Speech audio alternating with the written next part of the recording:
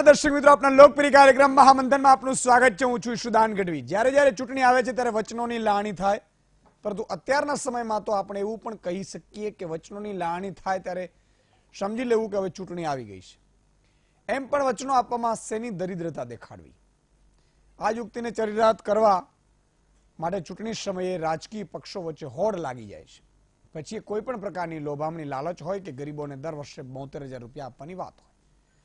જે પ્રકારે આજે કોંગ્રેસ અધ્યક્ષ રાહુલ ગાંધીએ જાહેરાત કરી અને કહ્યું કે જો તેમની સરકાર સત્તામાં આવશે તો જેની આવક મહિને 12,000 કરતા ઓછી હશે તે તમામ લોકોને સહાય આપીને 12,000ની મર્યાદા સુધી પહોંચાડવામાં આવશે।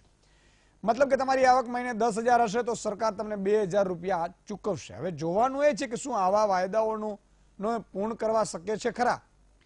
શું આવા વાયદાઓથી સરકાર આવશે ખરી? શું જનતા આવા વાયદાઓ પર ભરોસો કરશે ખરી? આ તમામ બાબત પર છે આજનું મહામંથન મારી સાથે।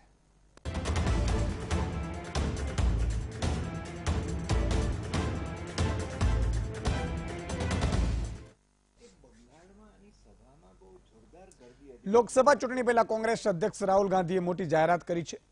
રાહુલ ગાંધીએ પત્રકાર પરિષદમાં કહ્યું કે દેશની જનતાએ ઘણી તકલીફો વેઠી છે। રાહુલ ગાંધીએ જાહેરાત કરતા કહ્યું કે જો અમારી સરકાર આવશે તો દેશના 20% ગરીબોને દર વર્ષે 72,000 રૂપિયા વાર્ષિક ચૂકવવામાં આવશે। આ પૈસા લઘુત્તમ આવક હેઠળ આપવામાં આવશે। આ સ્કીમનું નામ ન્યાય સ્કીમ રાખવામાં આવ્યું છે।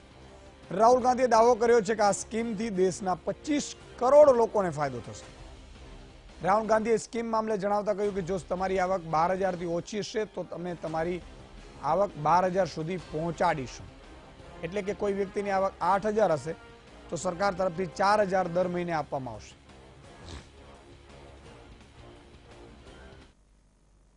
हिंदुस्तान के गरीब लोगों को न्याय देने जा रहे हैं।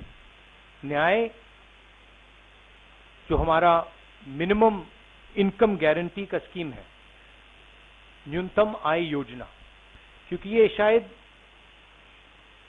ऐतिहासिक ऐसा स्कीम हिंदुस्तान को छोड़िए दुनिया में ऐसा स्कीम नहीं किया गया है। आपको, हिंदुस्तान की जनता को, हिंदुस्तान के गरीबों से कहना चाहता हूं, लाइन 12,000 रुपए 12,000 रुपए महीने की होगी। हां, सरप्राइज हुए ना, शॉक हुए ना? मतलब इतना पैसा हिंदुस्तान में भाइयों और बहनों है। तो कांग्रेस पार्टी गारंटी करती है कि हिंदुस्तान के 20% सबसे गरीब परिवारों को, शौक मत होना, अभी धमाका बढ़ने जा रहा है, 20% सबसे गरीब परिवारों को हर साल 72,000 रुपए देने जा रही है।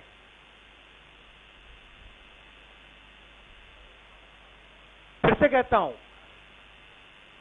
साल में, एक साल में 20% सबसे गरीब परिवारों को, हर जात, हर धर्म, हर भाषा के गरीब परिवारों को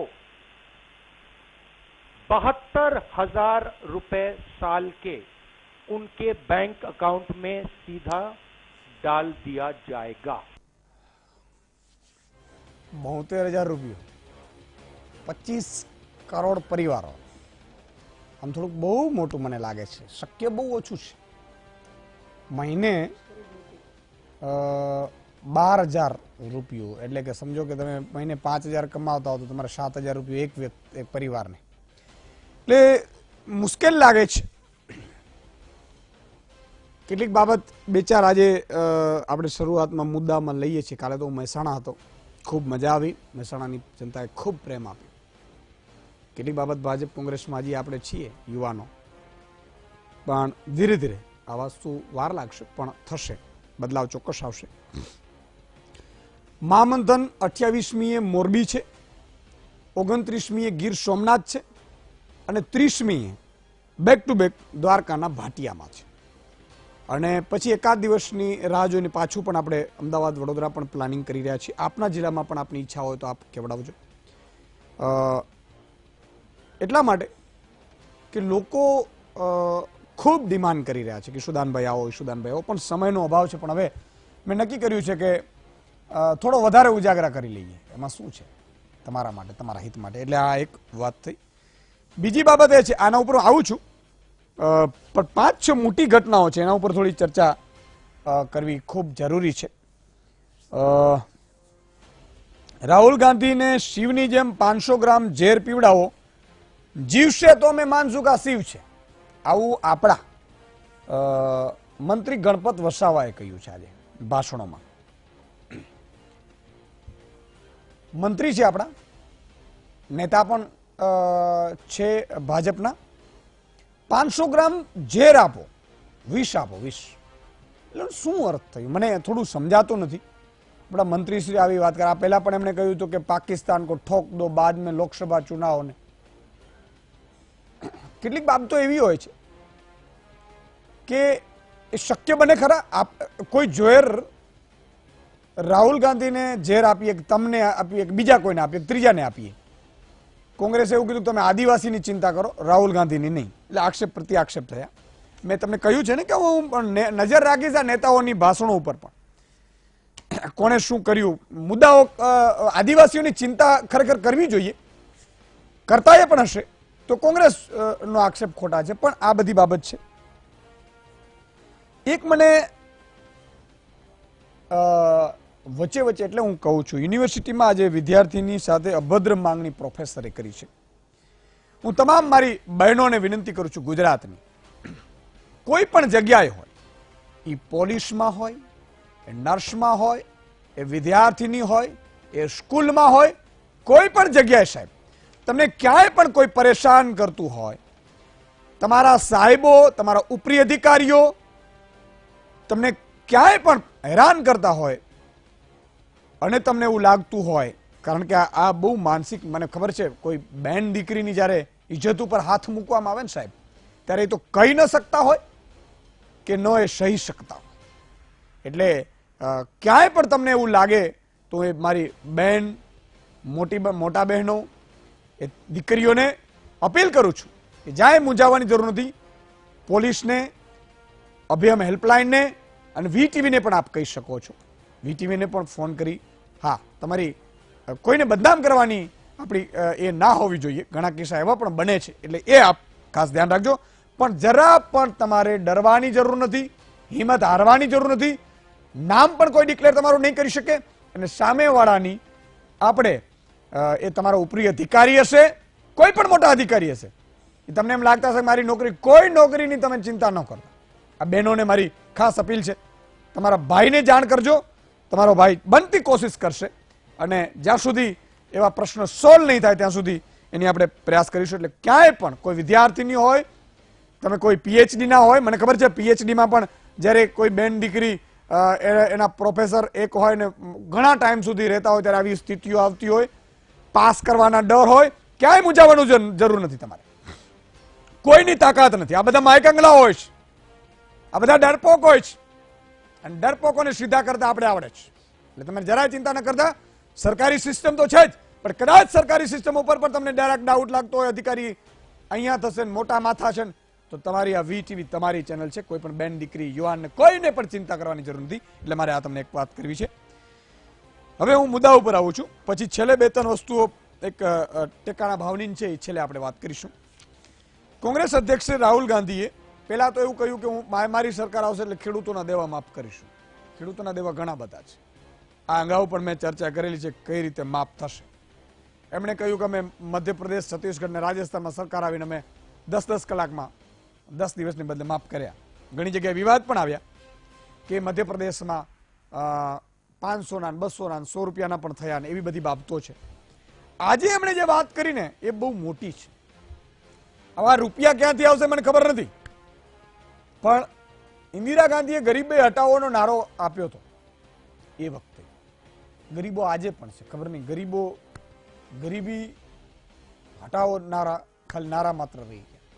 આજે રાહુલ ગાંધી એવું કહ્યું કે તમને શોક લાગશે પણ હું કરી દેખાડીશ.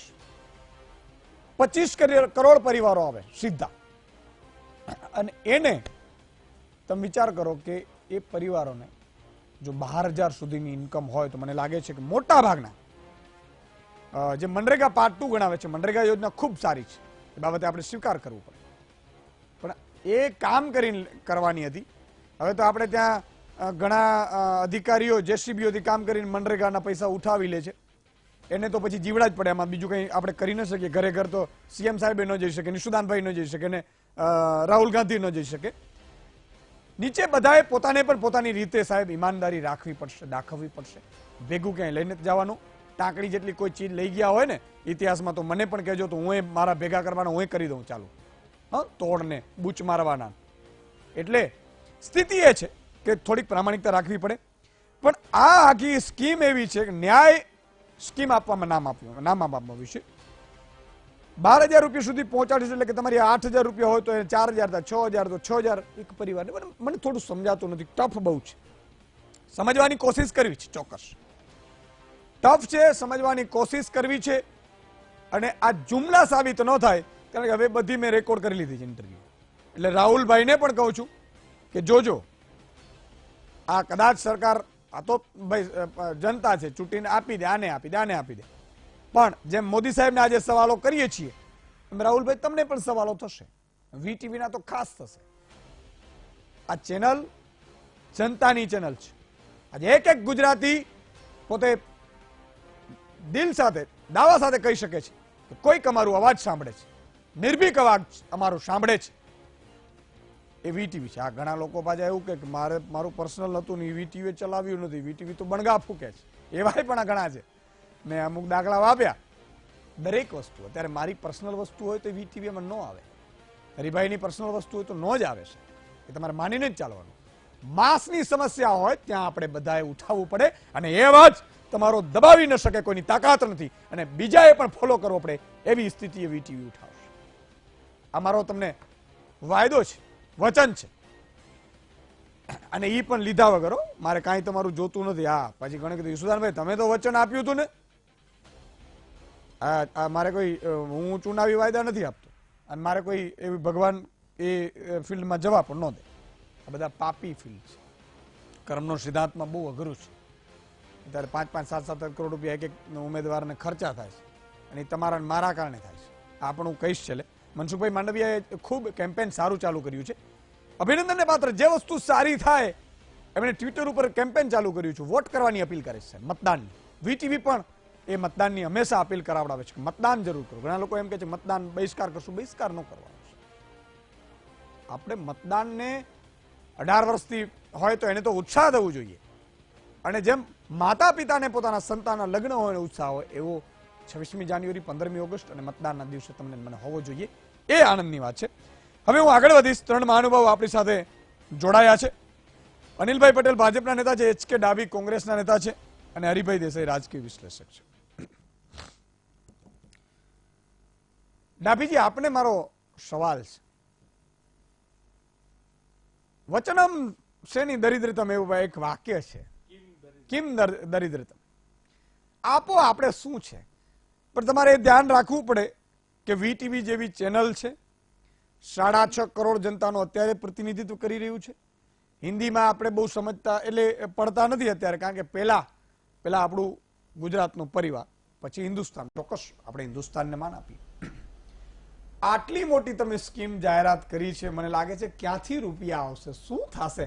આપ દરેક પરિવારને, અત્યારે મને ખબર છે ગામડાઓમાં તમે વયા જાઓ અથવા તો મોટા શહેરોમાં વયા જાઓ, કોઈ બિચારો 10,000 કમાતો હોય, કોઈ 6,000, કોઈ 8,000, તો કઈ રીતે તમે આ 12,000ની સ્કીમો પૂરી, ન્યાય સ્કીમ કઈ રીતે પૂરી થશે? બરાબર છે. ઈસ્તનભાઈ, આપે જે વાત કરી એમાં એક થોડોક સુધારો કરવા માંગુ છું કે આપે 25 કરોડ કુટુંબો કહ્યા, પણ એકચ્યુઅલી 25 કરોડ કુટુંબો નથી, 5 કરોડ કુટુંબો અને 25 કરોડ વસ્તી, જે આપણી ટોટલ વસ્તીના 25% જેટલી વસ્તી થવા જાય છે. એટલે એક માઇનોર સુધારો કરીને મારી વાત રજૂ કરું છું. બેઝિકલી જો આપણે વચને શું કરીએ, કિમ દરિદ્રતા, એક સિદ્ધાંત આપે કીધો, પણ આપણે એક વસ્તુ સમજવું જોઈએ કે આ કોંગ્રેસ છે, આ ભાજપ નથી. ભાજપમાં 2014માં આપે જોયું કે કેટલા બધા વચનો આપ્યા, 15 લાખથી માંડીને, નોકરીઓથી માંડીને, MSP, સ્વામિનાથન, આપણે બધા જાણીએ છીએ. એમાંનું કશું જ કરી નથી શક્યા. જ્યારે કોંગ્રેસ તમે જુઓ right from the beginning Indira ગાંધીના વખતથી માંડીને તે અત્યાર સુધી જ્યાં જ્યાં પણ કોંગ્રેસે વચનો આપ્યા છે ત્યાં હંમેશા પાળીને બતાવ્યા છે. એટલે કોંગ્રેસ દાખલા તરીકે છેલ્લો દાખલો તમને આપો, આ 3 રાજ્યોની આપે પણ વાત કરી, રેફરન્સ આપ્યો કે ભાઈ 10 દિવસમાં માફ કરશું દેવા, અમે 10 કલાકમાં એટલે 48 કલાકમાં જ 3 રાજ્યોમાં એ અમારું અમલ કરીને બતાવ્યો. એટલે અમલ કરવાની બાબતમાં જો કોઈ સરકાર હોય આ દેશમાં, જો હિસ્ટ્રી ધરાવતી હોય તો કોંગ્રેસની સરકાર છે. બરાબર છે. હવે આપણે રિસોર્સિસની વાત કરી કે ભાઈ આ આટલા બધા રૂપિયા ક્યાંથી લાવશો. એ રૂપિયા જે આમાં રૂપિયા તો છે, રૂપિયા નથી એવું નથી. આ દેશ પાસે આટલું બધું ટેક્સેશન આવે છે, આટલો બધો વેરા આવે છે, આટલી બધી ઇન્કમો છે, પણ એ ઇન્કમોની પ્રાયોરિટી સરકાર પાસે હોવી જોઈએ. જ્યારે કોંગ્રેસ સરકાર પાસે પ્રાયોરિટી છે. હું આપને એક 2 જ વસ્તુ કહીશ કે રાહુલ ગાંધીએ એમના વક્તવ્યમાં પીસીમાં એમણે ક્લિયર કીધું છે કે 3.5 લાખ કરોડ રૂપિયા ધનિક ઉદ્યોગપતિઓના માફ કર્યા છે છેલ્લા 5 વર્ષમાં. હવે આપણે એની સામે એકચ્યુઅલ ફિગર હું આપને આપું કે 2,70,000 કરોડ રૂપિયા રાઇટ ઓફ થયા છે. એક્ઝેક્ટ ફિગર આપું છું આપને, સમથિંગ 2,70,000 કરોડ સમથિંગ. ઓકે, એ આ 5 વર્ષમાં બેંકોના એનપીએ પેટે રાઇટ ઓફ થયા છે. આ પૈસા સરકારના જ પૈસા ગયા છે, સરકારે બેંકોને રિકેપિટલાઇઝ કરવી પડી છે.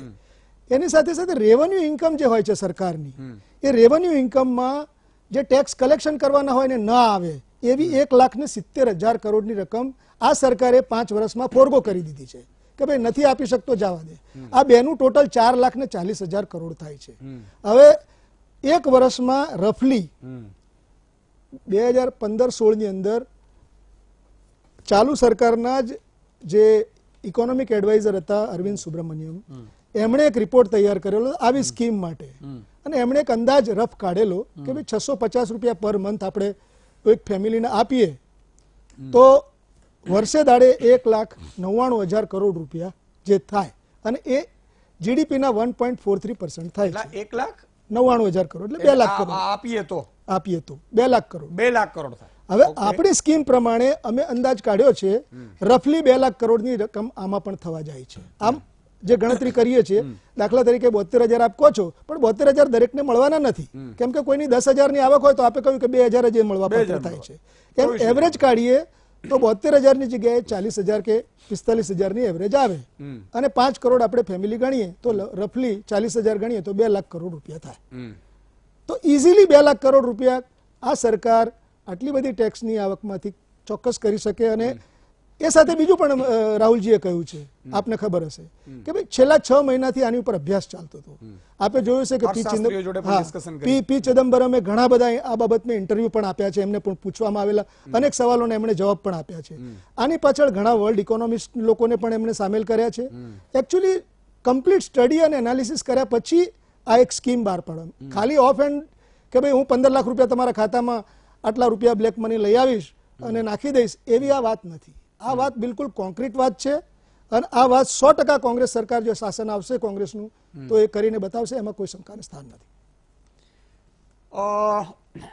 2 લાખ કરોડની આસપાસ તમે અંદાજો કર્યો એવું હું માનું. એમ પછી તમે ખેડૂતોનો પણ 3 લાખ કરોડ રૂપિયા કદાચ દેવું માફ કરો ને એવું બધું 3-4 લાખ કરોડ થાય.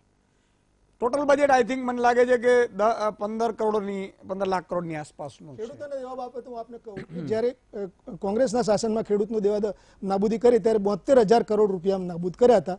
એ વધીને, કારણ કે એમાં 100% દેવું માફ કરવાનું હતું નથી, જે માર્જિનલ અને સ્મોલ ફાર્મર્સ હોય છે અને થ્રેશોલ્ડ લિમિટ હોય છે દરેક દેવા માફ કરવાની. એટલે ઈ કો પાછા અમે બધા ભરમાઈ જશું. એની મોડાલિટી મારી પાસે અત્યારે નથી, હું આપને મોડાલિટી નહીં આપી શકું અત્યારે, પણ જે તે વખતે જે તે શાસન આવશે અમારું ત્યારે અમે નક્કી કરીને જે દેવા, એનો નાણાકીય કોઈ પ્રોબ્લેમ નથી. મેં તમને કોઈ પ્રાયોરિટી નક્કી કરવામાં આવે સરકારની જો વિલિંગનેસ. એટલે ટૂંકમાં ઉદ્યોગપતિ 5 ની જગ્યાએ અથવા તો 25 ને આપ્યા 3.5 લાખ કરોડ, એની જગ્યાએ અહીંયા આપે એવું તમારું આયોજન એવું છે કે અમીરોની છે તમારી ગરીબોની છે, એ જ તમારું કહેવાનો મતલબ થાય છે? ચોક્કસ. ઓકે, એક અનિલભાઈ ને જાઓ એ પહેલા થોડીક રમૂજ કરી લો. મને રમૂજ તમને એટલા માટે તમે બધાને હમણાં મેં થોડા હસાવ્યા નથી તમને. થોડા તેતરો આવી કે નહીં? તેતરો, હા, આપણી તેતરો. હરીભાઈ આ બધી તેતરો અત્યારે ચૂંટણીની મોસમ છે ને, એટલે શિકારોને તેતરો ખાસ ક્યાં આવશે સમજો તમે. જો કોળી સમાજ હશે, ખેડૂત સમાજ, કોળી સમાજ નથી. આજે હું તમને એટલા માટે અપીલ કરું છું કે તમે ખેડૂત બનીને રહેજો. હું પાટીદાર નથી, હું ખેડૂત છું. હું કોળી સમાજ નથી, હું ખેડૂત છું. હું ઠાકોર સમાજ નથી, હું ખેડૂત છું. હું આહિર સમાજ નથી, હું ખેડૂત છું. હું મેર સમાજ નથી, હું ખેડૂત છું. હું જેટલા પણ સમાજો છે, ખેડૂતો એક બનીને રહેજો. એટલા માટે કે તમારા પ્રશ્નોની વાચા ત્યારે જ મળશે તમને કે જ્યારે તમે એક હશો.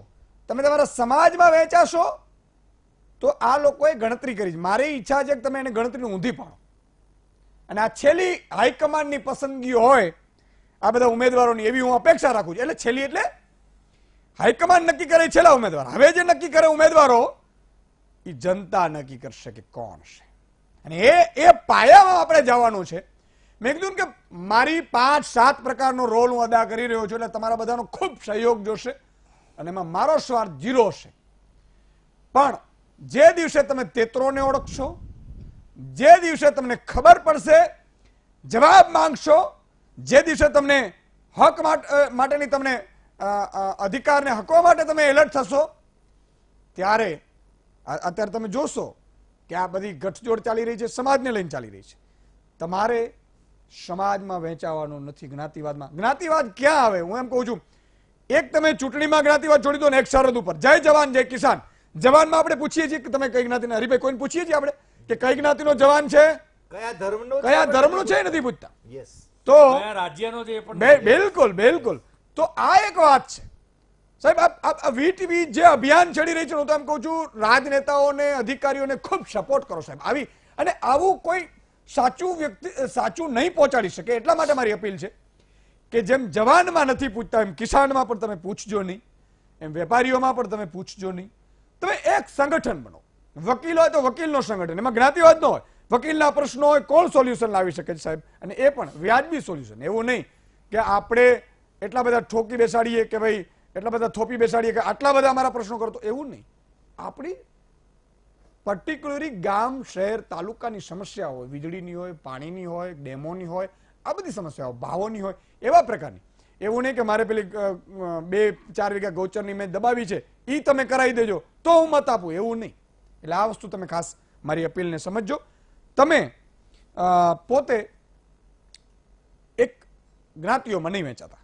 હવે હું અનિલભાઈ આપની પાસે આવું છું કે ડાભીજીએ બહુ સારી વાત સમજાવી કે અમે 2 લાખ કરોડમાં આટલું કરી દઈશું, નાના આટલા કરોડ કરી દઈશું, એટલે કે 17, અને ટેક્સની આવક આવે છે, પેટ્રોલ ડીઝલની ખૂબ આવક આવે છે. સમજવાની કોશિશ કરવી છે કે આપે પણ, ભાજપે પણ પહેલા 15 લાખના વચનો આપ્યા હતા, હજી પૂરા નથી થયા. અને હવે તો લોકો સમજી ગયા કે એ જુમલો હતો અને માની ગયા. એમાં કોઈ એ બેમત નથી. હું એટલા માટે યાદ અપાવું છું કે આવતા ખરે મારે ચૂંટણીઓમાં ભાજપ કોંગ્રેસના તમામ નેતાઓને પણ ખબર પડે કે વીટીવીમાં સુદાનભાઈ પૂછશે બધું. હવે આ નવું આવ્યું કે તમને બધાને 12,000 કરોડ, 12,000 રૂપિયા સુધી પર મંથ.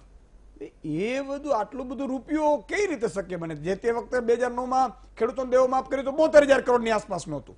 એમાં દેવું તો ઘણું હતું. અને હમણાં ડાભીજીએ કીધું કે હું તમને બધું ન કહી શકું એમ, પણ બધાના માફ ન થાય, થોડા ઘણા થાય. એટલે કોઈના 20,000 થાય, કોઈ 40,000 ના થાય. એટલે આનંદ શું, આ બીજો જુમલો છે મોટો. એટલે અનિલભાઈ, આ જુમલાની આખી સ્કીમ ચાલુ થઈ છે. આમ સામાન્ય રીતે કોંગ્રેસ અને રાહુલ ગાંધીની એક પદ્ધતિ છે કે કોઈ પણ ચૂંટણી આવતી હોય એટલે એક વાયદાનો વેપાર ચાલુ કરવો. મને લાગે છે તમને યાદ હોય તો 2017ની ચૂંટણી પહેલા ઘરનું ઘર 2000 એ તો 2012 પહેલા ઘરનું ઘર 50 લાખ ઘર બનાવી દેવાના અને આરોગ્યનું એવું જ હતું. પરંતુ હમણાં તાજું જે 2017 પહેલા જે હમણે જુદી જુદી યોજનાઓના આવા બધા જે લોલીપોપ તો નહીં કહું પણ મોટી મોટી ચોકલેટો આપવાની જે વાત કરી હતી એમાં 3.5 લાખ કરોડ રૂપિયા એમાં જોઈએ અને ગુજરાતનું બજેટ 1,74,000 કરોડ છે.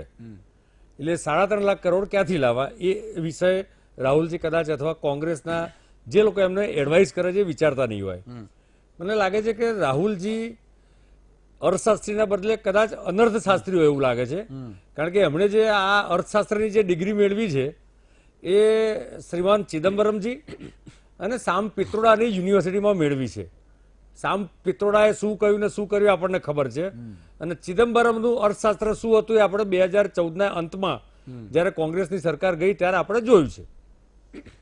જે રીતે રાહુલજીએ પાછા એમને બોલ્યા છે કે ભાઈ 20% લોકોને આ લાભ થશે, આમ 20% મેં હાલ લખ્યું અમની બાઇટમાં કે 20% લોકો માટે છે. આમ હવે એ જ રાહુલજીની સરકાર જ્યારે કોંગ્રેસની હતી 2011, 12, 13, 14 સુધીમાં, ત્યારે 2011માં રંગરાજન કમિટીનો જે અહેવાલ આવ્યો બીપીએલ પરિવારનો, એમાં 21.9% દેશમાં બીપીએલ છે. એટલે 130 કરોડમાં લગભગ 30 કરોડ કરતા વધારે ફેમિલી થાય. બરાબર છે. હવે એમાં એ જ રિપોર્ટમાં જે કોંગ્રેસે સ્વીકાર્યો હતો ને એની ઉપર કામ કરવાની વાત કરતી હતી, એમાં પર ડે 33 રૂપિયા ગ્રામ્યમાં જે કમાય છે એ બીપીએલ ની નીચે આવે, 33 થી 34 કમાય તો એ પાછો એપીએલ થઈ જાય, અને શહેરમાં 47 રૂપિયા છે. એટલે 33 રૂપિયા એટલે મહિને 1000 રૂપિયા થયા લગભગ, અને પેલાના શહેરમાં હોય તો 1200 થી 1300 રૂપિયા થયા. મારા મિત્રએ એક ગણિત ગણાયું કે કોકની 8000 આવક હોય તો ખાલી 2000 જ આપવાના, 4000 આપવાના, સોરી 4000, કોઈની 12000 હોય તો 2000 આપવાના. પરંતુ બીપીએલ ની વ્યાખ્યામાં જે છે એ 1000 રૂપિયા આવક મહિને અને 1400 રૂપિયા આવક વાળા છે. તો રાહુલ ગાંધી એવું સાર્વજનિક સ્વીકારે છે કે 2014 પછી બીપીએલ પરિવારની સંખ્યા ઘટી છે? હું રાહુલ ગાંધીને પ્રશ્ન પૂછું છું.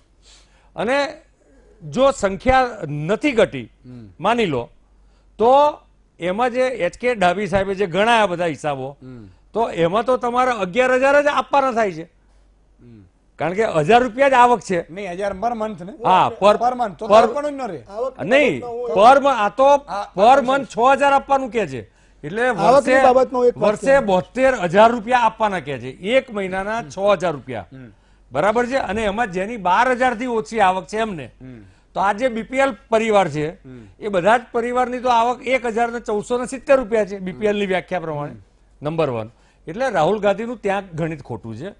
બીજું કે 30 કરોડની વસ્તી ગણીએ તો કેટલા કરોડો, લાખો કરોડોની સહાય થાય. આપે જ કહ્યું કે દેશનું બજેટ 14,70,000 કરોડ છે. પાછું ખેડૂતોને માફ કરવાના. હા, કર્ણાટકમાં એમણે કહ્યું હતું કે અમે માફ કરીશું, 44,000 કરોડ રૂપિયા માફ કરવાની વાત કરી હતી, 4,000 કરોડ પણ નથી થયા. મધ્યપ્રદેશનું, અને એ બધું તો આપણે ખબર જ છે, 13 રૂપિયા, 14 રૂપિયા, 22 રૂપિયા, કેટલી બધી રાઇડર મૂકી. રાજસ્થાનમાં પણ જે વાત કરી, વચ્ચે બધા નાના મોટા કાયદાકીય મૂકવા જોઈએ, કોઈ પણ વ્યવસ્થામાં એના નિયમો તો હોય જ, પરંતુ ચૂંટણી આવે ત્યારે સામાન્ય નાગરિકોને ગુમરાહ કરવા એ રાહુલ ગાંધીની પ્રકૃતિ રહી છે. અને હવે શું થયું છે કે દેશની જનતામાં, એમાંય ખાસ કરીને ગરીબ, મધ્યમ વર્ગ અને નિયો રીચ, આ વર્ગનો જે રીતે નરેન્દ્રભાઈ અને એમની સરકારને સપોર્ટ મળ્યો છે, જે રીતે આખા દેશમાં એક જે નરેન્દ્ર મોદીની જે હવાની જે વાત પહેલા 14માં થતી હતી, એના બદલે એક વાવાઝોડું જેવી પરિસ્થિતિનું નિર્માણ થયું છે. કારણ કે નરેન્દ્રભાઈએ આરોગ્યની વાત હોય, નરેન્દ્રભાઈએ આવાસની વાત હોય, નરેન્દ્રભાઈએ આમદનીની વાત હોય, નરેન્દ્રભાઈએ આતંકવાદની વાત હોય, જે સામાન્ય માણસની જરૂરિયાતની જે વિષય છે એના સંદર્ભમાં જે પરફોર્મન્સ આપ્યું છે, એ પરફોર્મન્સના કારણે ગરીબમાં ગરીબ, પછી એ ચોકીદાર હોય કે ચા વાળો હોય કે પકોડા તળવા વાળો હોય, આ નાના નાનો સમાજ એને જે રીતે સન્માન આપ્યું છે, એને જે રીતે એનું સ્વાભિમાન વધાર્યું છે, એટલે દેશનો આ ગરીબ વર્ગ એ ભારતીય જનતા પાર્ટી, નરેન્દ્રભાઈ અને એનડીએના સપોર્ટમાં છે. એટલે નીચેની જે જાજમ ખસવા માંડી છે, એટલા માટે આ રાહુલ ગાંધીએ એક જેને હવાઈ કહેવાય એ પ્રકારની હવાઈ મૂકી છે. કારણ કે એમને તો ખબર છે કે આપણે સત્તામાં તો આવવાનું નથી, અલ્ટિમેટલી આપણે જે વચનો આપીએ છીએ એ જવાબદારી તો પૂરી કરવાની નથી. ડાભી સાહેબે ઘણી બધું એમની લાંબી વાતમાં HK ડાભી સાહેબે એમની વાતમાં ખેડૂતોનું દેવા માફી ને 72,000 કરોડ ને બધું કર્યું. ખરેખર આ આખી વાતમાં બે મેઇન પોલિટિકલ પાર્ટીની જે આઈડિયોલોજી છે, તમે 3.5 લાખ કરોડ ઉદ્યોગોના માફ કરે. સાંભળો, હું કહું ડિબેટેબલ વિષય છે, પરંતુ મુખ્ય મુદ્દા ઉપર આવું. ભાજપના જે આવે છે પ્રવક્તાઓ, એ હંમેશા એવું જોવામાં આવે છે, સાંભળો મારી વાત એક જ સાંભળી લો, કે ભાજપના પ્રવક્તાઓની એક સિસ્ટમ છે કે પહેલેથી આપણે ચૂંટણી પ્રચારનું ભાષણ કરતા હોય એમ નરેન્દ્રભાઈની માંડીને બધી વાત કરવી આડી હોય, બરાબર, પણ મુદ્દાની કોઈ વાત ન કરવી. વચ્ચેનો મુદ્દો પર છે. ઈસુદાનભાઈ, નહીં, મૂળ મારો આમાં સવાલ એ કોઈ છે. પણ સરકાર, મારી વાત સાંભળો, કોઈ પણ સરકાર એ દેશના નાગરિકોના વેલફેર માટે કામ કરતી હોય છે. એક એવી સોચ એટલે છે, તમને ડર લાગ્યો છે કે આ એક ખેડૂતો તમે જરાય 2009 નહીં. ખેડૂતોને દેવા માફ કરીને ખેડૂતોએ ખોબલા ભરીને મત આપ્યા હતા. જરાય નહીં. આ ફરીથી આ તો ગરીબો એટલે 25 કરોડ પરિવારો જાય, એટલે 25 કરોડ લોકો જાય તમે જુઓ તો ઈસુદાનભાઈ, ભાજપને બહુ નુકસાન થાય. ઈસુદાનભાઈ, એમાં ડર નથી. ખેડૂતોને વાર્ષિક 6,000 રૂપિયાની સહાય છે. એટલે પેલા બાળકોની રમત હોય ને કે લે હું તો ત્યાં અને એક ચોકલેટ આપી લે હું તને 4 નાખી દઉં, પેલા વર્ષે 6,000 રૂપિયાની સહાય છે. હમણે કહ્યું કે હું મહિને 6,000 ની આપી દઈશ સહાય. એટલે આ કઈ કોઈ ગુड्डा ગુड्डीનો ખેલ નથી. તમે મૂળ વાત એ નહીં થઈ શકે. એટલે છે, એક મૂળ વાત એક છેલ્લી કહી દઉં. આમ તો મને સમય તમે ઓછો આપો છો પ્રેમથી હંમેશા, ઓહો પણ સાહેબ 22 ચાલુ કર્યું 27 થઈ. એ તો એમને આપે, તમે ડાવી છે. એક છેલ્લી વાત કરી દઉં. ખરેખર કોઈ પણ સરકારમાં એ સરકારની સોચ શું છે. એક સરકારો એવી છે કે જે 55-60 વર્ષથી લોકોને, ગરીબ માણસોને અને અસહાય માણસોને નિર્બળ રાખે છે. એક સરકાર એવી છે કે જે આ ગરીબોને સક્ષમ બનાવવામાં માને છે. હવે હું એટલે તમે એમને હું બે જ વસ્તુ કહીશ. ગરીબાઈની વાત કોઈને નિર્બળ કરવા, એક જ હરીભાઈ લઈ લો. સાહેબ, કોઈને હરીભાઈ, નિર્બળ એક જ કરવા કે નહીં, તમે મારી વાત પૂરી કરવા દો. નહીં, નહીં, ઈસુદાનભાઈ, તમારી વાત ઘણી લાંબી થઈ ગઈ. ઈસુદાનભાઈ, મારી વાત પૂરી કરવા દો. લોકોને નિર્બળ રાખવા કે એમને સક્ષમ કરવા. તમે એ જનતા નક્કી કરશે, બિલકુલ. 72,000 કરોડનું દેવું માફ કર્યું તો પછી ગરીબોનું, એ ખેડૂતોનું દેવું કેમ ફરી થયું? ગરીબી હટાવવાની વાત 1971 માં ઇન્દિરાજીએ કરી, ઓકે. તો દેશનો નાગરિક 60 વર્ષે પણ કેમ ગરીબ રહ્યો? હરીભાઈ, મારે સવાલ એ છે કે આ આખી ઘટનામાં શું થઈ શકે. મારે વધારે લાંબુ નથી બોલું, તમને ખાલી તમારું ઓપિનિયન સમજવું છે કે આ કારણ કે જનતા છે, વીટીવી જુએ છે ને વીટીવી વિચારે છે કે 12,000 વાળું કઈ રીતે. નહીં, મારા મિત્ર અનિલભાઈએ બહુ સરસ રીતે વાત કરી. એમણે કહ્યું કે અમે 6,000 છે ને વર્ષે 6,000 કયા, આમણે કહ્યું કે અમે મહિને છે ને 12,000 આપી દઈએ છીએ, 6,000 6,000 આપી દઈએ બરાબર છીએ. છે. બરોબર છે.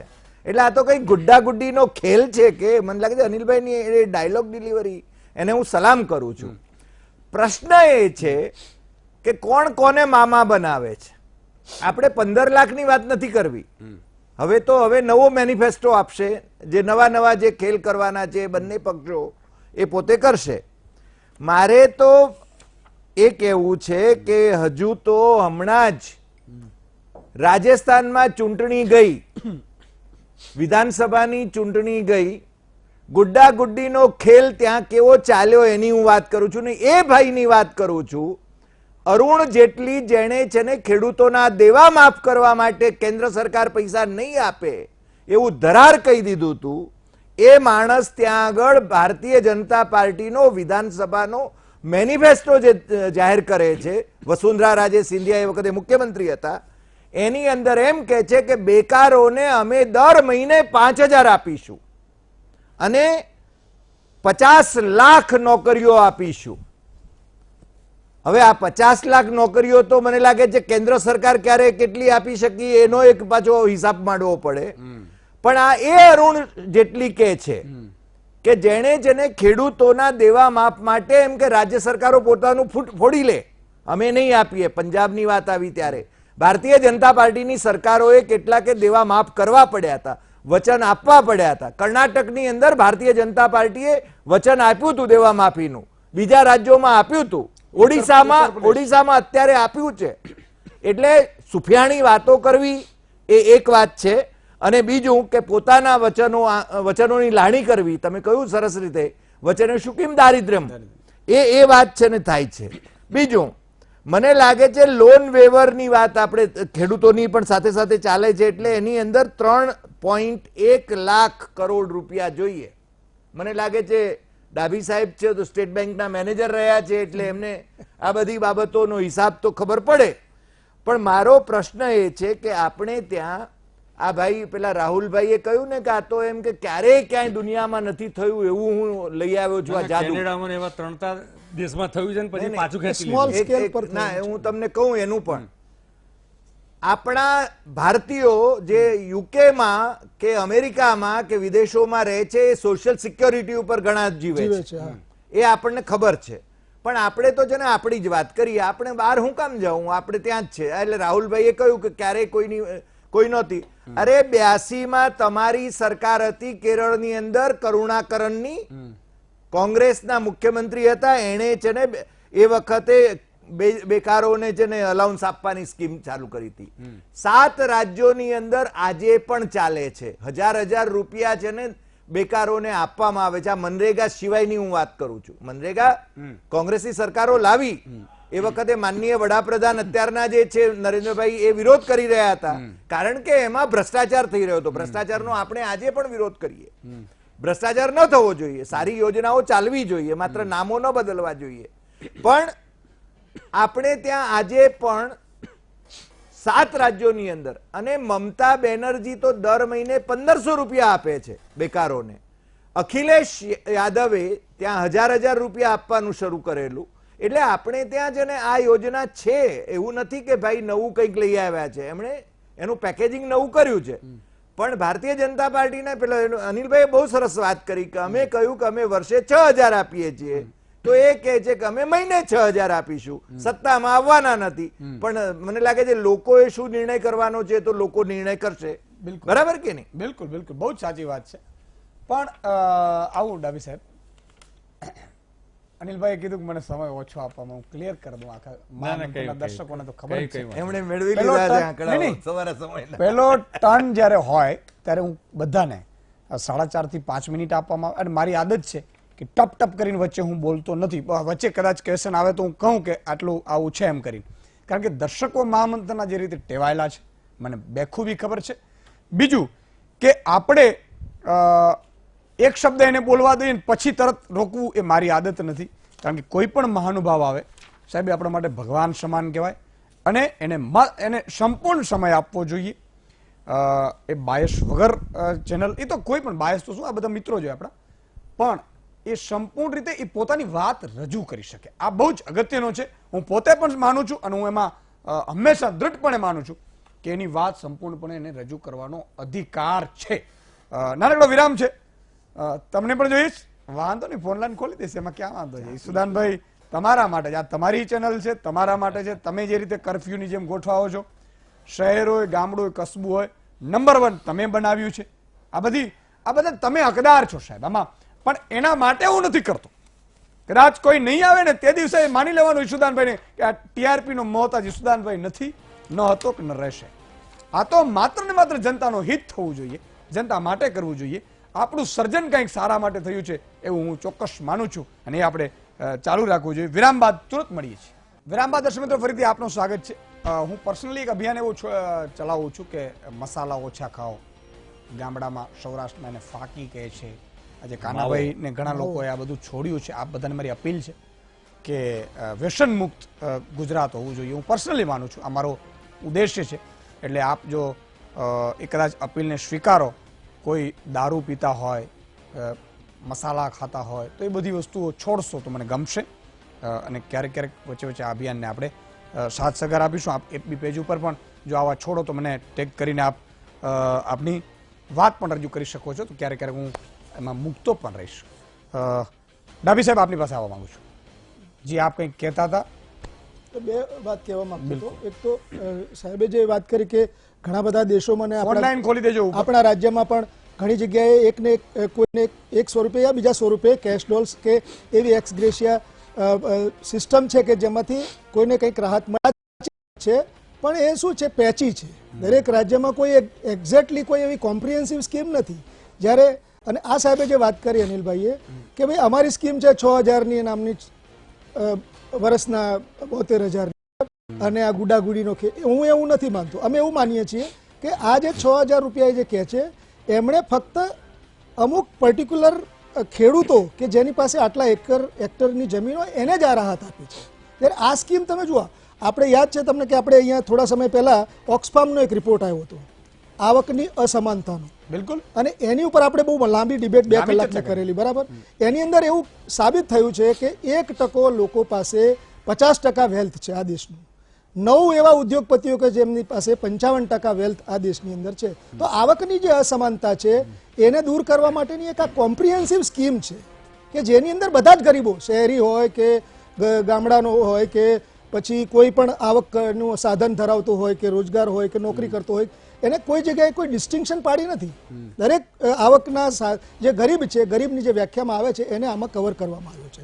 આ સાહેબ જે વાત કરતા હતા કે ગરીબો ઘટ્યા છે ભાજપના શાસનમાં, તો હું એની સાથે સંમત એટલા માટે નથી થતો કે આપણી પાસે ઘણા રિપોર્ટ્સ આવ્યા છે હમણાં. Punjab chamber of commerce, IMO અને સ્ટેટ બેંક ઓફ ઇન્ડિયા આ ત્રણેય એવા રિપોર્ટ આપ્યા છે કે ડિમોનેટાઇઝેશન પછી રૂરલ એરિયામાં, અર્બન એરિયામાં અને MSME સેક્ટરમાં આવકો ઘટી છે. MSME સેક્ટરમાં તો એવું કીધું છે એમણે કે 70% ઓપરેટિંગ પ્રોફિટ ઘટ્યો છે. એટલે આ બધું તમે જુઓ, અને ઘણા બધા રિપોર્ટ છે. આજે લોકોની 14% જેટલી આવક તો ગરીબોની ગામડાઓમાં આપણે ચર્ચા તો પણ આ કરી જે હતી કે ગરીબોની આવક અમીરો થયા છે, ગરીબો થયા. બિલકુલ, બહુ ટૂંકમાં સારું. ગરીબોને દૂર કરવા માટેની આ કોમ્પ્રિહેન્સિવ સ્કીમ છે. ઓકે, એકાદ દર્શક મિત્રને લઈ લઉં વચ્ચે. એક બે બાબતના બિલકુલ, હું દર્શક મિત્રો લઈ લઉં. પછી તમારો જ ટર્ન છે, ટર્ન બાય ટર્ન જ આવશે. લક્ષ્મણભાઈ જોડાયા છે જુનાગઢ થી. જી લક્ષ્મણભાઈ. માતાજી, જય માતાજી. જય જયંતભાઈ, માતાજી, જય માતાજી. જય માતાજી. ખેડૂત બોલું, બામણાસા, જુનાગઢ જિલ્લો. વાહ રે વાહ, બોલો બોલો. 12 ગામના 12 બજારની વસ્તી છે બામણાસા. અરે વાહ, આખું જુએ છે મહામંથન? ખેતી કરું. હા, આખો મહામંથન જુએ છે ગામ? અરે ભાઈ, અમે તો આખું ઘર બેસી જઈએ, ટીકડી વેરું કરી, પણ ફોન ન લાગે. શું કરું? વાહ રે વાહ, તમારા બધાના આશીર્વાદ છે. બોલો બોલો. આશીર્વાદ, આશીર્વાદ. ના, હારા ઘરના સંસ્કાર આવે, તમારું બધું જોઈએ, બધું ભારી મજા આવે. વાહ રે વાહ, ખૂબ ખૂબ આભાર લક્ષ્મણભાઈ. આ જ વસ્તુ છે કે આને મેં કીધું ને કે હું ઘણા પ્રકારના રોલ અદા કરી રહ્યો છું. કથાકારનો રોલ અદા કરવું, મોટિવેશનલ સ્પીકરનો કરવું, આ બધું એટલા માટે કરવું પડે છે કે જ્યાં જેની ફરજ હોય ન નિભાવે ને હરિભાઈ, એટલે ડબલ ત્રબલ આપણે કરવું પડે. શાંતિભાઈ ભાયાવદર થી જોડાયા છે. જી શાંતિભાઈ. જય માતાજી. જય માતાજી. ભાયાવદર ઉપલેટા તાલુકો ને ધોરાજીમાં વીમા પાસ કર્યા જ નથી. હા, અસરગ્રસ્ત જાહેર કર્યા છતાં વીમા પાસ નથી કર્યા. ને કાલે ભાયાવદરમાં મીટિંગ છે ખેડૂતની, હા, એમાં જોરદાર વિરોધ ભાજપના કરવાના છે. અમિત શાહ અને મોદી ખેડૂતને પટાવવા જ આવ્યા. એ પર્ટિક્યુલર આપણે નહીં કહીએ, પણ હું એમ કહું છું કે તમને વીમો નથી મળે તો એકવાર ખેતીવાડી અધિકારીને એકવાર સંપર્ક કરજો. મારી આપને અપીલ છે. કાલે સાગરભાઈ રબારી ને બધા આવવાના છે અહીંયા, હા, અને મોટી મીટિંગ છે ખેડૂતની. નહીં, એ મીટિંગ બરોબર છે, પણ કેમ નથી મળ્યું એકવાર ચેક કરાવડાજો. કારણ કે ઘણા લોકોના મને આજે મેસેજ આવ્યા છે, ખૂબ ખૂબ અભિનંદન આપતા હતા. મારે તો મારા માટે તો અભિનંદન કોઈ મતલબ નથી, પણ એ લોકો એવું કહેતા કે સુધારભાઈ અમને વીમો મળી ગયો છે, એટલે એકવાર ચેક કરી લેજો. આપ શામજીભાઈ, અહીંયા તો બધે કોઈને મળ્યા જ નથી. ઓકે, ચેક કરાવી લેજો. હું પણ ચેક કરાવડાવું છું. ઉપલેટા ને? ઉપલેટા ભાયાવદર. ઓકે, ખૂબ ખૂબ આભાર. અનિલભાઈ, હું આપની પાસે આવવા માંગીશ સંજીવમાં કે જે સ્થિતિએ જે વાત કરી, ખરેખર એ પોસિબલ બને જો. અને રાહુલ ગાંધીએ જે રીતે વાત કરી કે 6 મહિના સુધી અર્થશાસ્ત્રીઓ સાથે ડિસ્કશન કર્યા બાદ આ લઘુત્તમ વેતનની યોજના કરી છે, એમને નથી કરી. અને એમણે કહ્યું કે 3 રાજ્યોમાં મેં કરી પણ બતાવ્યું છે. અને કદાચ લોકોને વિશ્વાસ આવી જાય તો, અને કરે તો સારી વાત છે. જો ઈસુદાનભાઈ, કોઈ ગરીબને લાભ થતો હોય તો એ દરેક માણસના, દેશના સક્ષમ માણસને ગમશે, એમાં કોઈ ખોટી વાત નથી. પરંતુ ચૂંટણીના સંદર્ભમાં જે રીતે રાહુલ ગાંધી લાયા છે, અને એમણે એમ કીધું કે 6 મહિના બધા અર્થશાસ્ત્રીઓ જોડે વાત થઈ, તો આ એ જ ચિદમ્બરમજી અને મનમોહનજી હતા જેમણે 10 વર્ષ યુપીએનું શાસન ચલાવ્યું. ચિદમ્બરમ તો નાણામંત્રી હતા. તો એ વખતે દેશની સ્થિતિ કેમ આ રહી? તમે 2014માં જ્યારે સરકાર એનડીએની આવી ત્યારે જે ફાઇનાન્શિયલ સ્થિતિ, છેલ્લું તમે બજેટના બધા ફાઇનાન્શિયલ પેરામીટર જુઓ, પછી એ જીડીપી હોય, ફિસ્કલ ડેફિસિટ હોય, ઇન્ફ્લેશન હોય, જે એના ફાઇનાન્શિયલ ડિસિપ્લિનના 5 મુદ્દા છે, એ 5માં નકારાત્મક સ્થિતિ. હિન્દુસ્તાનનું રેટિંગ વિશ્વની બધી જ એજન્સીઓએ નેગેટિવ કર્યું, જંગ કર્યું, અને માઇનસ કરવાની તૈયારી, -BBB. આ સ્થિતિ આ એ જ ફાઇનાન્સ મિનિસ્ટરો, અર્થશાસ્ત્રીઓ છે કે જે કોંગ્રેસના રાહુલ ગાંધીને સલાહ આપે છે. મૂળ વાત એ છે કે શ્રીમતી ઇન્દિરા ગાંધીએ 1971માં પોતાની સરકાર આવે ફરી, કારણ કે ઇન્ડિકેટ સિન્ડિકેટના ભાગ પડ્યા, એટલે ઇન્દિરાજીને એમ કે ભાઈ હવે હું હારી જઈશ, એટલે અમે ગરીબી હટાવવાનું સૂત્ર આપ્યું. તો હું દોષ દેતો નથી, અમારી પણ 4.5 વર્ષમાં જવાબદારી છે, પરંતુ 71 થી 2014 સુધી વચ્ચે થોડી સરકારો આવી. કોંગ્રેસના શાસન દરમિયાન ગરીબો માટે કોંગ્રેસે શું કર્યું? નંબર 1, મૂળ વાત એ છે જે હું પહેલા કહેતો હતો કે એક સોચ છે એ સોચમાં તમે ગરીબને સક્ષમ કરીએ અને ગરીબની મુશ્કેલીમાં સંકટમાં એની જોડે ઉભા રહીએ, એને આરોગ્યની મુશ્કેલી થઈ છે તો એને 5 લાખ રૂપિયા સુધીની આયુષ્યમાન ભારતમાં સહાય કરીએ, એ સારું કે ગરીબને નિર્બળ રાખીને ઘેર બેસી રહે સારું?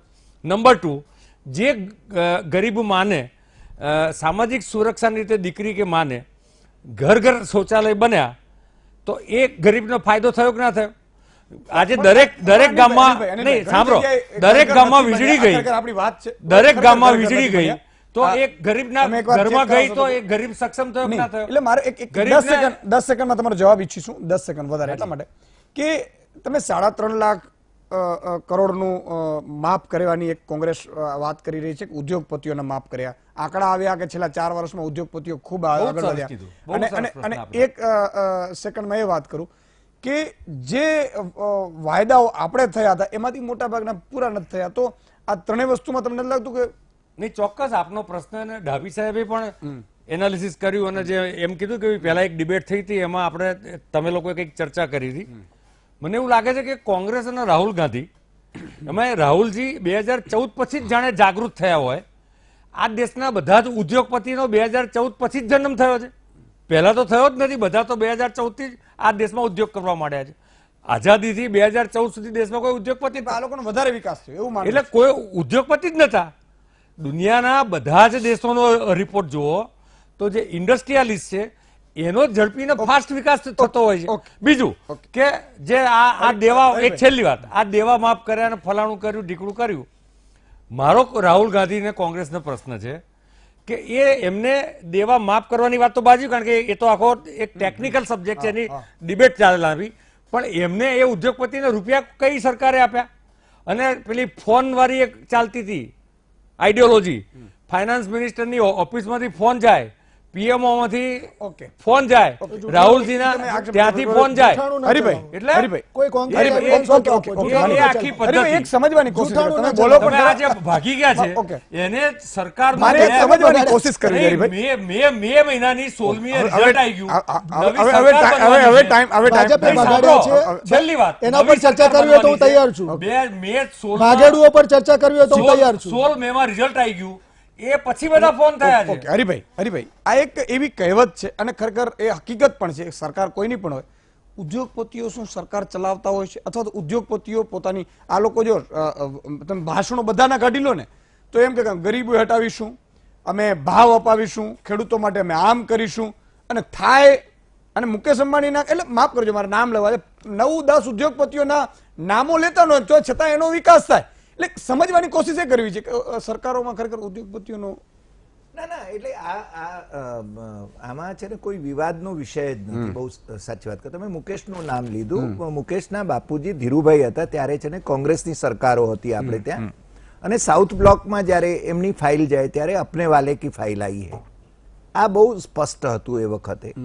અને બીજું, સરકારી અધિકારીઓ જ્યારે જ્યારે રિટાયર થાય છે અથવા રિટાયર થવાના હોય છે ત્યારે એ ચોક્કસ કંપનીઓમાં જાય છે. આજે પણ જે ઉદ્યોગપતિઓ છે, એટલે ઉદ્યોગપતિઓનું ચલણ સરકારમાં રહે છે, કારણ કે સરકારમાં જે પક્ષ સત્તામાં આવવા માંગે છે અથવા જે સત્તામાં છે એને ઇલેક્શન ફંડ જોઈએ છે, ચૂંટણી પણ ઓબ્વિયસ છે. એટલે એ તો બહુ સ્પષ્ટ છે, એ ગઠબંધન રહે જ છે. એટલે કહું છું કે બ્યુરોક્રેટ્સ, પોલિટિશિયન્સ અને કોર્પોરેટ એની મિલીભગતથી આ બધો ખેલ થાય છે. એ ચૂંટણીમાં પણ એની અસર થાય, સ્વાભાવિક છે. મને એક બીજો મુદ્દો અહીંયા મૂકવાનું મન થાય છે. ILO નો એક રિપોર્ટ છે, ઇન્ટરનેશનલ લેબર ઓર્ગેનાઇઝેશનનો. એણે છે ને આપણે ત્યાં જોબલેસ ગ્રોથ, એટલે બધા આંકડાઓમાં હું નથી પડતો, પણ 16માં જેટલી જોબ્સ હતી એ કેટલી જોબ જઈ રહી છે એના આંકડાઓ છે ને આપ્યા છે. અને બીજું, પાર્લામેન્ટની અંદર રજની સાતવના દીકરા એટલે રાજીવ સાતવ, જે અહીંયા પ્રભારી છે કોંગ્રેસના, એમણે એક બિલ મૂકેલું નવેમ્બર 27, 2018 ના રોજ. આ એટલા માટે મને, કારણ કે હું મારો રિસર્ચ કરતો હતો એમાં છે ને આ બિલ આવ્યું, અનએમ્પ્લોયમેન્ટ અલાઉન્સ બિલ 2018. એમાં એમણે મહિને 10,000 રૂપિયાની આવક થઈ શકે તો એનાથી ઓછી જેની આવક હોય એને જેને કઈ રીતે અનએમ્પ્લોયમેન્ટનું અલાઉન્સ આપી શકાય એના માટેનું એક બિલ, પ્રાઇવેટ મેમ્બર બિલ મૂક્યું હતું. મને લાગે છે કે એ વખતે ભારતીય જનતા પાર્ટીએ એને ટેકો આપ્યો હોત તો મને લાગે છે કે યશ ભારતીય જનતા પાર્ટી અને કોંગ્રેસ બંનેને મળી શક્યો હોત બિલકુલ અને આ છે ને અમલમાં આવી શક્યો હોત. અત્યારે છે ને રાહુલ બાબાએ આ વાતને લેવાની જરૂર ન પડી હોત. બિલકુલ. પણ એક વસ્તુ છે, મેં કહ્યું એમ, ઘરના ઘરની કોંગ્રેસની ભલે સરકાર પેલું ન કર્યું, ઘર બનાવવા માટે ભાજપને મજબૂર ચોક્કસ કર્યા હતા અને ખેડૂતોના દેવા માફીની વાત કરી એટલે આ લોકો ખેડૂતો માટે સ્કીમ લાવવા પણ મજબૂર બન્યા. અને આ વખતે મને લાગે છે આ ગરીબો માટે જે આપવું, તો મને લાગે છે કે હવે ભાજપમાં કંઈક આવું આવી શકે ચૂંટણી ઢંઢેરામાં અને સંકલ્પ પત્ર કહે છે ભાજપ. નાનકડા વિરામનો સમય થયો છે, વિરામમાં તુરંત મળીએ છીએ. દર્શક મિત્રો, ફરીથી આપનું સ્વાગત છે. 2-3 વસ્તુ હું વારંવાર છેલ્લે કહું છું, એ પણ પાછી દોરાવી દઉં કે મગ, ચણા અને રાયડાની 8 એપ્રિલથી 15 જૂન સુધી ટેકાના ભાવે ખરીદી થશે. એટલે આપ એ બાબતે વલસાડમાં કેસી પટેલને ટિકિટ આપતા એના ભાઈ ડીસી પટેલ ડોક્ટર નારાજ થયા છે, સગાભાઈ, કે હવે મારો વારો હતો પણ એમણે ખેંચી લીધો છે. પાટણમાં ભાજપે પીએમની સરખામણી ભગવાન કૃષ્ણ સાથે કરી દીધી. વિજય સંકલ્પ રેલીમાં સંમેલન હતું. ભગવાન કૃષ્ણની જેમ નરેન્દ્રભાઈ છે. સજા પર સ્ટે હોવા છતાં તલાલા બેઠકની ચૂંટણી જાહેર કરવા પર હાઈકોર્ટે ચૂંટણી પંચને સવાલ કર્યા છે કે આટલી ઉતાવળ તમે ભાઈ કેમ કરી? હજી તો આ બધું સ્ટે નું ચાલતું હતું અને ચૂંટણી પંચે જાહેર કરી દીધી. એટલે ચૂંટણી પંચને સવાલ કર્યા છે. જયાપ્રદા બેનને કેસરિયા કરી નાખ્યા છે ને. રામપુર બેઠક પરથી ભાજપમાંથી જયાપ્રદા લડશે. આ પેલા સપામાન હતા, તમને ખબર હોય તો અમરસિંહ વાળા, અમરસિંહ ભાઈ સાથે ગયા અને વચ્ચેથી હંમેશા અમરસિંહને વચ્ચે એમાં ઘણા ટાઈમથી એ મોદી સાહેબના વખાણ કરતા હતા. એટલે આ બધી વસ્તુઓ ક્યાંક ને ક્યાંક લાભ કરે. કારણ કે તમે બીજી પાર્ટીમાં હો અને તમને ખબર હોય તો મુલાયમસિંહે સાંસદમાં કહ્યું હતું કે ફિર મોદી સાહેબ પીએમ બનના ચાહીએ. મુલાયમસિંહના દીકરાને વાંધો હતો જયાપ્રદાથી, મુલાયમસિંહ અને અમરસિંહને નહોતો. એટલે જયાપ્રદા બેનને ટિકિટ મળી ગઈ છે. એટલે આ એક 2-3 વસ્તુ છે. 15 સેકન્ડ ત્રણેય મહાનુભાવોને. ડાબી સાહેબ 15 સેકન્ડ. હા, બિલકુલ. એમાં આ જે સ્કીમ છે, ન્યૂનતમ આવકની ગેરંટીની જે સ્કીમ છે, એ મેં જે વાત કરી એ પ્રમાણે ખૂબ જ કોમ્પ્રિહેન્સિવ સ્કીમ છે અને ગરીબી હટાવોનો જે કાર્યક્રમ છે, સાહેબે કીધું કે ગરીબી નથી, પણ હું એમ કહેવાય કે 10 વર્ષના શાસનમાં 14 કરોડ લોકો બીપીએલના લેવલથી ઉપર આવ્યા. અને મનરેગાનો એક યુનોનો રિપોર્ટ છે કે મનરેગાના સ્કીમના ઇમ્પ્લિમેન્ટ કરવાથી ઇન્ડિયાની અંદર, ભારત દેશની અંદર 27 કરોડ લોકો ગરીબીની રેખાથી ઉપર આવ્યા. એટલે ગરીબી નાબૂદ કરવા માટેની આ ક્રાંતિકારી અને દીર્ઘદ્રષ્ટા યોજના. 15 સેકન્ડ અનિલભાઈ. મનરેગામાં કોંગ્રેસ હાઈએસ્ટ રૂપિયા 36,000 કરોડ આપ્યા હતા. નરેન્દ્રભાઈની સરકારે 48,000 કરોડ 60,000 કરોડ સુધી આપ્યા અને એનો બેનિફિટ એના ખાતામાં જાય છે.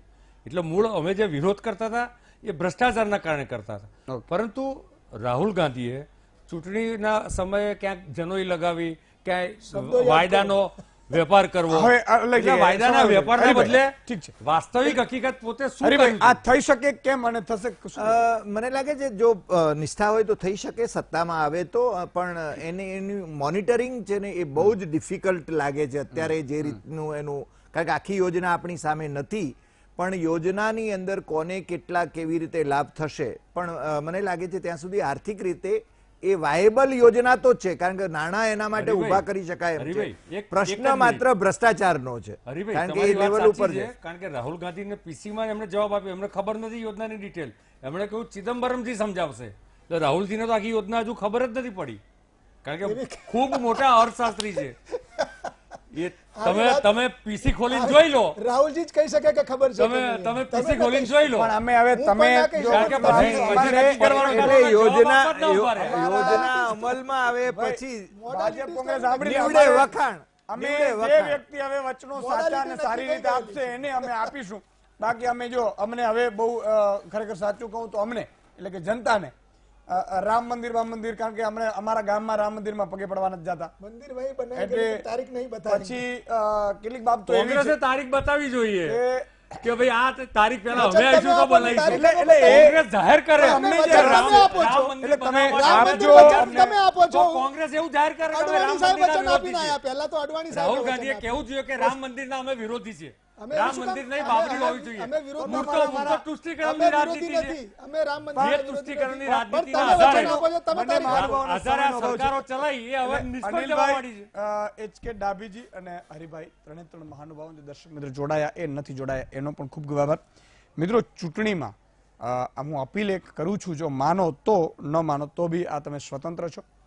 વીટીવી ઉપર વિશ્વાસ કરજો, વીટીવી જોજો અને એક વ્યક્તિ 10 વ્યક્તિને કહે, ઘણા બધા એવું કહે છે કે સુદાનભાઈ અમે તમારા સાથે છીએ, તમે હુકમ કરો એટલે અમે લાખો ભેગા થઈ જઈએ, એવા ઘણા બધા અહીંયા બિચારા કહેતા હોય છે. લાગણી એની હું માનું પણ છું, ખરેખર મારું હૈયું પોતાનું પણ ભરાઈ આવે છે, પણ એ કશું કરવાની તમારે જરૂર નહીં પડે. તમે એક વ્યક્તિ 10 વ્યક્તિને કહે, વીટીવી જોવાની અપીલ કરે, તમારા સગા સંબંધી હોય, અમદાવાદમાં રહેતા હોય, કોઈ અમદાવાદની બીજી સોસાયટીઓમાં રહેતા હોય, કોઈ સોમનાથમાં રહેતા હોય, કોઈ કપરાડામાં રહેતા હોય, તો આ એક પુણ્યનું કામ તમે પણ સહભાગી બનશો. આંગળી ચીંધવાનો પુણ્ય છે, ખબર છે, આપણે કહેવત છે કે આંગળી ચીંધવાનો પણ આપણે ન હોય અને આપણે કોઈએ કહીએ કે અહીંયા તમે જાજો ત્યાં તમને જમવાનું મળશે તો તમને ત્યાં રહેવાનું મળશે, એ આંગળી ચીંધવાનો પુણ્ય તમારે એ લેવાનો છે. પુણ્ય મળશે, મને મળશે, મારે ઘરે ઘરે આશીર્વાદ લેવા છે અને એના સહભાગી તમે પણ બનશો. જે માણસ એ 10 વ્યક્તિઓને જોડવાનો પ્રયાસ કરશે મહામંથન વીટીવી માટે, એ પણ એટલા ને એટલા સહભાગી બનશે અને સચ્ચાઈથી આપણે આગળ વધીશું. દેશમાં સિસ્ટમને જે ચેન્જ કરવાની છે બદલીશું. હમણાં કીધું ને કે ચૂંટણી પંચના કારણે આ બધું કરવું પડે. ઉદ્યોગપતિઓ ચૂંટણી પંચ આપે, કેટલાક અધિકારીઓ છે એ નોકરી પૂરી કરીને ઉદ્યોગપતિઓને ત્યાં નોકરી કરવા જાય છે, એટલે સ્વાભાવિક છે કે એની ફાઇલો પેલા માટે થોડી હેલ્પ કરતા હશે, એવું બની શકે, આપણે ક્યાં કહીએ છીએ. અને કેટલાક ઉદ્યોગપતિઓના વચનો નથી આપવામાં છતાં એમનો વિકાસ થાય છે, એ પણ હકીકત છે. તો આ તમામ મુદ્દાઓ માટે આપણે પણ જાગૃત થવું પડશે, આપણે તેતરોથી બચવું પડશે, આપણે રૂપિયા વગર મતદાન કરવું પડશે અને મત ચોક્કસ કરીશું અને એ પણ વિનામૂલ્યે કરીશું એવું આપ સંકલ્પ લેજો. આમાં તો કોઈ મારો સ્વાર્થ નથી ને, પણ સ્વાર્થ મારો એ છે કે જનતા એકવાર જાગૃત થઈ સારા ઉમેદવારને ચૂંટશે તો જ એ વ્યક્તિ સારી રીતે કામ કરી શકશે. આજે બસ આટલું જ. ફરીથી આવતીકાલે મળીશું. 28 મોરબીમાં, 29 ગીર સોમનાથમાં અને 30 દ્વારકાના ભાટિયામાં આપણે મહામંથન કરવાના છીએ. આસપાસના મોટા પ્રમાણમાં લોકો ત્યાં આવજો અને એક વ્યક્તિ બધાને કહે, કારણ કે ઘણા લોકોને ખબર નથી હોતી. મહેસાણામાં હું ગયો તો ઘણા એમ કહેતા કે સુદાનભાઈ અમને નહોતી ખબર, પછી પાછળથી મળવા આવ્યા. એટલે એવું ન થાય એટલા માટે આપ પણ આપની રીતે પ્રચાર કરજો. આપનો કાર્યક્રમ છે, હું તો માત્ર ત્યાં નિમિત્ત બનવાનો છું. વધુ સમાચાર